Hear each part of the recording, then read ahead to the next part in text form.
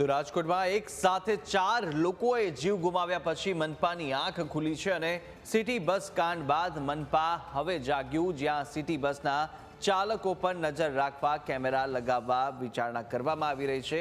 અમદાવાદ બાદ હવે રાજકોટમાં સિટી બસમાં સીસીટીવી લગાવવામાં આવશે, જ્યાં સિટી બસના નિયમો આકરા કરવા પગલાં લેવાશે। બસમાં ક્ષમતા કરતાં વધુ મુસાફરો નહીં બેસાડવામાં આવે તેવું પણ મેયરે જણાવ્યું છે અને સિટી બસોનું સમયાંતરે તપાસ પણ થશે। રાજકોટના મેયર નયનાબેને આ અંગે નિવેદન આપ્યું। તો છેલ્લા 3 વર્ષથી રાજકોટની સિટી બસ સેવાને 3 વર્ષમાં ₹65 કરોડ જેટલી ખોટ થઈ હોવાનું પણ સામે આવ્યું છે।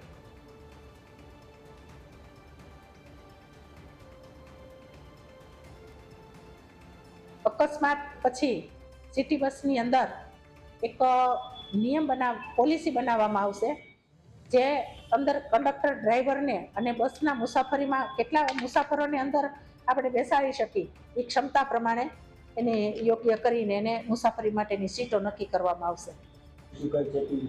હા, ચેકિંગ પણ થશે અને વાતચીત પણ ચાલે છે કે બસની અંદર નાનો એક કેમેરો ડ્રાઈવર વિભાગની અંદર મૂકવામાં આવે કે કેબિનની અંદર એની પોતાની ભૂલ હતી કે નહીં તે પણ આપણે જાણી શકીએ।